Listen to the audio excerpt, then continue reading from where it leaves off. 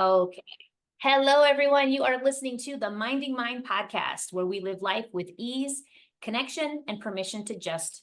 I'm your host, Evelyn LeVasseur, and welcome back to another episode.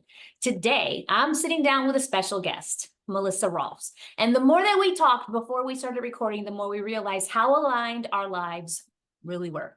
Melissa's going to talk all about freedom from food struggles.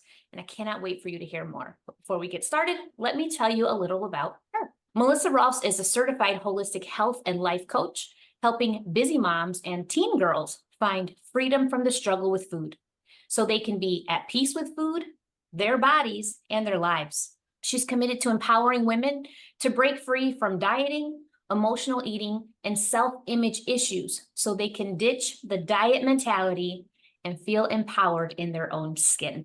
I love every single word, and I cannot wait for this conversation. Melissa, welcome to the show. Thank you. I'm excited to be here. Awesome. So, let's get all into it. Go ahead. Why don't you just start by telling us, where did you find this work, and how did food freedom become this big piece of your life? Well, I didn't even know I struggled with food. That's what's so crazy about all of it, right? I think you just go through life, Evelyn, and it's like, oh, this is what I do. This is who I am. And for me, it started in childhood. I was a little girl and I was hiding Pop-Tarts and cookies and candies and all sorts of sugary snacks in my room because they helped me cope with everything going on around me I didn't know how to handle. So food at a young age became my comfort. And that, of course, carried into middle school.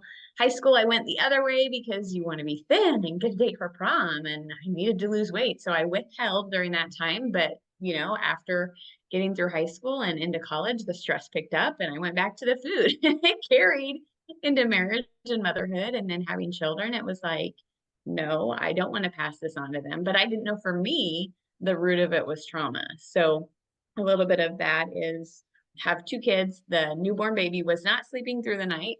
And our daughter was 2.5 at the time and had some undiagnosed food allergies, sensory processing disorder. Husband was traveling for work. I was exhausted, miserable, and thought, I'm going to see a coach. I'm going to get some help to become a happy mom. And the coach was also a therapist and had her own journey with trauma. And she diagnosed me with the PTSD from childhood trauma. So we went from coaching to therapy. Part of my journey included meeting with a naturopath, learning about the impact of nutrition on overall health, because I had never thought of that. For me, weight and food were only the connection. So that was really eye-opening for me to learn that food affects your mood and your energy and your immune system and so much more than your weight. So that's what propelled me on this journey to become a health coach and really discover my own relationship with food and my body, and really wanted to help others who were where I was. Do you feel like the journey was focusing on the PTSD aspect first and then the health? Absolutely, because I think had the PTSD diagnosis not happened, I don't know that I would have gone to the naturopath and sought out that modality, because I just was of the mindset that food is only about weight and I can, do Weight Watchers and eat all the 0 point foods and not gain any weight, which I did. I mean, it was just not the way that we were built. And I just was not, I feel very led astray by the diet industry, if I can say that. So just, yeah, that was a whole new world to me.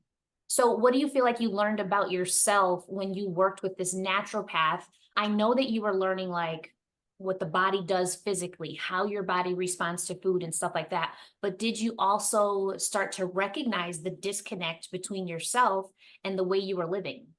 I think it started the process. I think it solidified it when I went through my coach training and I was like, oh, okay, this is what I'm doing. That kind of was the baby step, if you will, to get started in that. And it just continued from there. So definitely the stepping stone. So when you're working with clients, I know that when I no longer work in that fitness space, but when I was working in the fitness space, every client that came to me said, I just need to lose weight. I just want to feel good. And I can see that there was a part of them that was trying to let go of that weight narrative, but they would still say, I just want to be healthy, but it's still translated to healthy equals skinny. How do you start working with people who have that mentality and really do truly want to just feel good, but are still connected to that, I'm going to feel better when I hit a certain weight? Yeah, that's like 90% of the women that I work with, because we all have this belief that healthy looks a certain way and it's a certain size. and we've been taught to disconnect from ourselves. So it's really, I think what I do is I help women learn how to listen to themselves and their bodies and discover what foods work for them. Because with the diet culture, we've been taught this food is good and this food is bad and this is healthy and this is not healthy. We haven't been taught how food makes us feel. So it's really like, what foods give you energy? What foods make you feel good? Like, listen to your body. Yeah. Yeah. You know, that is something that I feel like people say all the time. When I say things like listen to your body, a very common response is, I don't know how. What does that even mean, Evelyn? Like, I don't know how to listen to my body. And I have to challenge, I have to challenge that by saying, when you're thirsty, you pick up something to drink. When you're tired, you let yourself fall asleep. When you have to use the bathroom, you don't tell yourself, Evelyn said I should only be going every 3 to 4 hours, Yeah. right? That doesn't make sense. So the truth is you do listen to your body. It's just that you've been taught to ignore it when it comes to food. 100%. And that, I think part of that is diet culture, but I think also part of it is like I did this when my kids were little. One more bite when the baby's got their mouth closed, they're telling you they're full, and we're like, no, one more bite. I need you to sleep, or I need, you know what I mean? Like I think at a young age, we haven't been taught that. We've been taught to clean our plates. We've been taught that we don't waste food. We've been taught that we can't have dessert until we've eaten all of our dinner. We've been taught that we eat lunch at noon because that's when you eat lunch instead of when you're hungry. Like there's all these Yeah. messages that we just haven't been taught how to listen to ourselves in So that area with food. it's true. We are taught to listen to ourselves and trust ourselves with other decisions, but when it comes to food, there's so much confusion. How do you then start to help someone connect to what their body's saying around food? Yeah, we have a whole, like I have a 12-week program, and one of those weeks is really focusing on honoring hunger and fullness. So it's, how does your body tell me that it's hungry? How does your body tell me that it's full but not stuffed? And so it's really like asking those questions and helping them learn to listen to their bodies. Because again, we're not taught that. So it's really helping them do that, practice it, check in with yourself, and kind of build that practice. Do you feel like people or the women that you work with, do you feel like there's some resistance to that? Because I know that a lot of the work that I do around reconnecting with your body, reconnecting with what you're feeling, literally getting into your body and figuring out, what is this telling me right now? A lot of that is not like, I want to say sexy. It's not like in a pretty little package where we're going to count a specific amount of calories and a specific amount of carbs. And that feels scary because it doesn't feel, it's harder to gauge what you're feeling than it is to ignore it all and just do what Evelyn says. So do you find some resistance with that? And how do you kind of work around the idea of, I'm not going to tell you what to do, but I'm going to show you how to feel? Yeah, there is a lot of resistance around that, especially in the beginning, because it's like, this is so new and this is so different from what diet culture says. You're not giving me a meal plan. You're not giving me this formula of what to eat, when, and how much, and to weigh and to measure and all this. And so I think it's really kind of unwinding those thoughts and showing them like, this is a different way. We're going to practice it. We're going to have compassion. We're going to have curiosity. We're going to have grace, and we're going to figure it out. And so I think it's just helping them and being that supportive, encouraging guide on that journey, because it can feel scary and overwhelming. If this is all you know, and somebody's telling you, no, scrap that, let's do this, like there's some fear around that. Yeah, yeah. And I think there's also a big fear around everything else I've tried hasn't worked. Why would this work? And am I going to gain 50 pounds because you're telling me that I don't have to watch what I eat? So I think there's a lot of that fear that comes with that. And I'm sure that your clients find very quickly that they don't just gain 50 pounds. What do you think they do start to notice early on?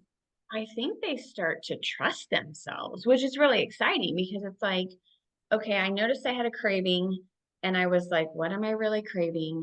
And then they do a little bit of that curiosity instead of just like, oh, I'm hungry, I'm going to have a brownie. It's like, no, am I really craving a brownie, or am I craving something else and looking for that in the brownie? So I think they start to trust themselves, which is really empowering and freeing, because diet culture is totally about not trusting yourself. 100%. I think it just continues to grow and grow by making us not trust ourselves. When you said that you found that, or, you discovered that PTSD was the root of your food issues, do you find that when there are certain triggers in your life, do those food thoughts kind of come back, and how do you combat them differently? Yeah, they totally come back. And there are times where I'm like, oh, I ate too much chocolate because I just felt like it would make me feel better. And I think I have different tools in place now. Like I know like to pause and to get curious and say, okay, what's going on? What am I thinking? What am I feeling? What do I need? And I think really just pausing is really powerful. I think too, like giving myself margin and space is really powerful because I don't do well when I'm back to back to back. And so I think just knowing myself and what I need is really powerful.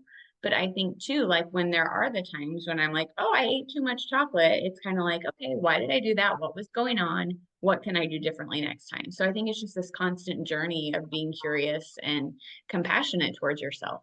Yeah, I think that that's a key too, like that curiosity and compassion. I almost feel like once you master showing yourself that grace, right? Like it kind of alleviates shame and guilt because Yes. I know for myself, I can recognize there are times where I still once in a while will overeat and I'm like, ugh, what was going on there? I was definitely not paying attention to myself. But it's not, the conversation is different. In the past, it would have been like, here you go, you did it again. Now you need to skip breakfast tomorrow and work out harder. Now you need to make sure you don't eat any sugar for the next week. Whatever the conversation was in my head, where now it's just data, right? This thing happened. Let me look at it. Was Mhm. I not paying attention? Was I distracted? Was I trying to numb out whatever it is I didn't want to feel? So definitely, I love that that conversation has changed and I can look at food now. It doesn't matter what it is in the house. I don't care if there's candy or Oreos or fruit, whatever's around. To me, nothing's off limits. And I can just have the thing that I want and know that my goal is that I want to feel good, right? Like I want energy. I want to be able to sleep comfortably. I don't want stomach pain. I don't like bloating. That makes me feel very uncomfortable. So it's a totally different way of looking at food in general, but never restricting it myself anymore. Right. And I think you pointed out a key piece when we remove the guilt and shame. I mean, because that was what would drive me to eat more, right? It was like, oh my gosh, I ate the whole package of Oreos. I'm so terrible. Oh my gosh, this is terrible. I'm going to start tomorrow. I'll just eat another like tub of ice cream. Like that's what kind of, I think, propelled my cycle was the guilt and shame. But when you can replace that with compassion and curiosity, that's a game changer. Yeah, yeah. I think even recognize that there's a exercise I do with my clients as well when they have like a favorite food, right? And I have them bring it on a call and we'll have them like take a bite and tell me like what is it that you're tasting? What are these textures? Can you identify some of those flavors that are coming out in your mouth at certain times, right? Because food is delicious, right? The reason we love food is because it's so damn good. So instead of feeling like crap every time we take a bite of something, why not find the pleasure and the joy that comes with that delicious thing you just put in your mouth? And I think that finding a little bit of joy in our food and finding pleasure in what we're eating, like just alleviates that judgment. I'm bad. I shouldn't have done this. I need to repent for my food sins, right? Like, so yeah, compassion, grace, joy, pleasure. Like, who doesn't want to feel that as opposed to shame, guilt, bad, negative, right? Do you find that the tools you use are different for moms as opposed to the teens that you work with? Yes and no. I mean, I think the main difference between the two, Evelyn, is that the teens don't have the amount of diet trauma that the moms have because moms have been dieting for years and they're almost harder in that they're like, no, this is wrong because they've had so much of that. Whereas the teens are like, oh, okay, that's different. I don't think the tools are different, but I think the way they respond is different. Oh, that's super interesting. I almost thought for a minute that teens would be harder to work with, but I love that perspective of they don't have as much as that programming that we do. Are they really receptive to learning about the body function?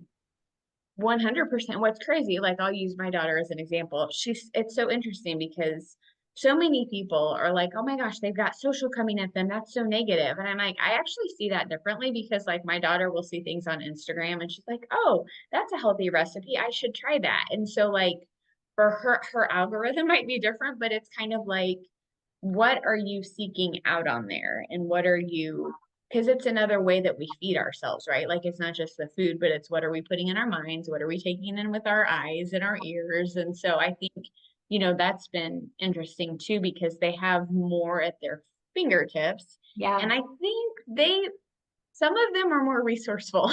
For sure. I think that social media scared me too. So my oldest is 15 and my youngest is 12. She does not have a phone yet. And she lets me know that she's the only one in her class without a phone. That's But how our 13-year-old is. I'm on the same page. yeah, I'm the only one, mommy, left out. And when Yep. they sign up for sports, you're supposed to scan a QR code, and I'm the Yep. only one that can't. And I'm like, I am so sorry, but I signed you up through the app. It's fine. The oldest she got her phone about a year and a half ago. And we still have the time limit. We still have parental controls. And even with TikTok, she asked if she could get TikTok. I did it so that you can do that parent account that mirrors it. But instead of like fighting the fight, like you shouldn't be doing this, and I'm afraid of what's online, instead I kind of like go on TikTok with her. Like sometimes I'll send her silly little memes or cool little exercises or different recipes for us to try. And the internet to her feels like a safe space where she can find the things that she's looking for and ignore the things that she doesn't want. So definitely like she follows accounts that are about empowerment and, of course, dances and learning all that stuff. But her feed is full of the things that make her feel good and not make her doubt herself, which I think is a beautiful thing, because yes, the internet can be scary, but also it can be very powerful and uplifting. Yeah. And I think it's teaching them how to use that for good, right? Just like with us for the moms, it's like, okay, is the scale making you feel bad? Then get rid of it. Like, you don't need to have that to measure your worth. Like, just stop it. Okay, so is that a form of resistance too? Like, but I need to have the scale. I need that in my house. I had a client that I worked with that was very much every day on the scale. And I was, oh my goodness. But by the end, she was like, I got rid of it. She goes, I stomped it and I'm done with it. I'm like, okay, amazing. That's freedom. Like did it. But it was just interesting, like that journey of like, this is how my day started. This is what dictated if I had a good day or a bad day. And it was really beautiful to see her like literally like liberation, Mhm. literally Yeah. liberation. I love that. So now when you say that you work with clients on helping them form this relationship, is it difficult for them to recognize that it is a food relationship? Yeah, because we're not taught that. Yeah. How do you get like past that? I eat to not be heavy.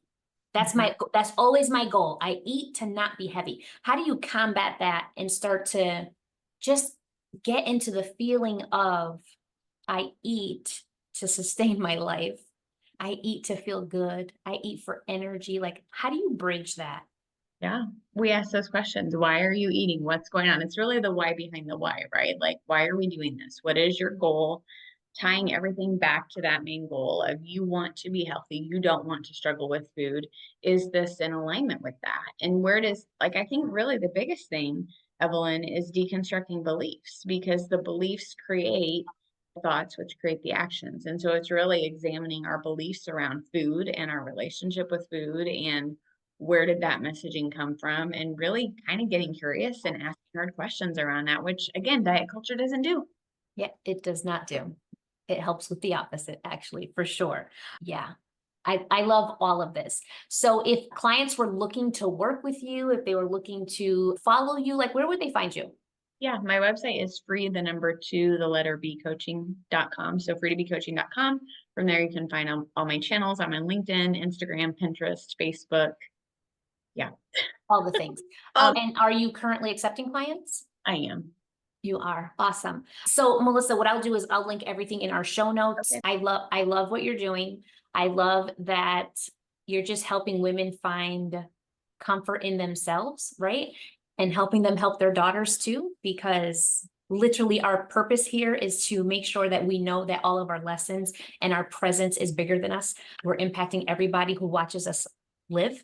I love that. So thank you for doing that. And I will definitely make sure that all your links are available to whoever's ready. But before I can let you go, I have to ask you the difficult question of the hour. Okay.